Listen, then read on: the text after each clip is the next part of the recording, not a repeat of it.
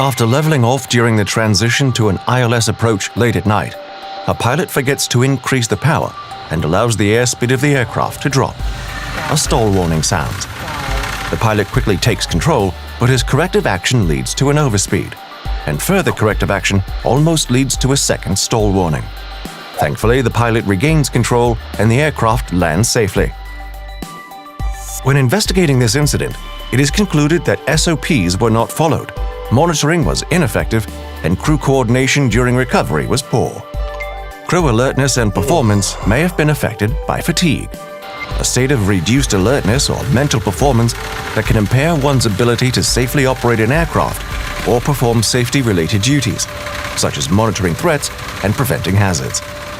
It's often the result of sleep deficit or interruption of the normal sleep pattern, or mental fatigue from high concentration, a likely occurrence for pilots and air traffic controllers since they frequently work at night or early in the morning.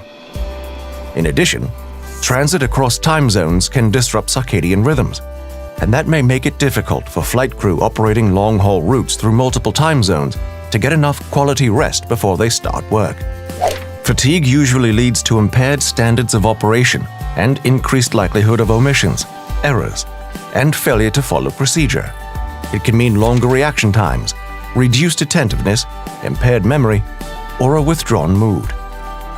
For pilots, fatigue can lead to inaccurate flying, missed radio calls, relevant system status messages going unnoticed, routine tasks being performed incorrectly or even forgotten, and in extreme cases, even to pilots falling asleep, for a short microsleep or for a longer period.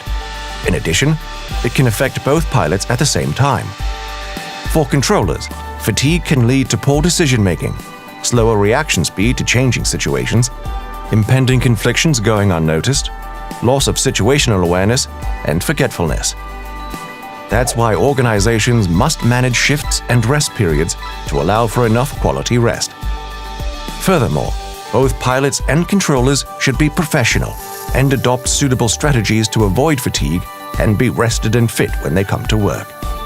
They should not be shy or afraid to admit they are fatigued, and always inform their colleagues if they do not feel able to work safely.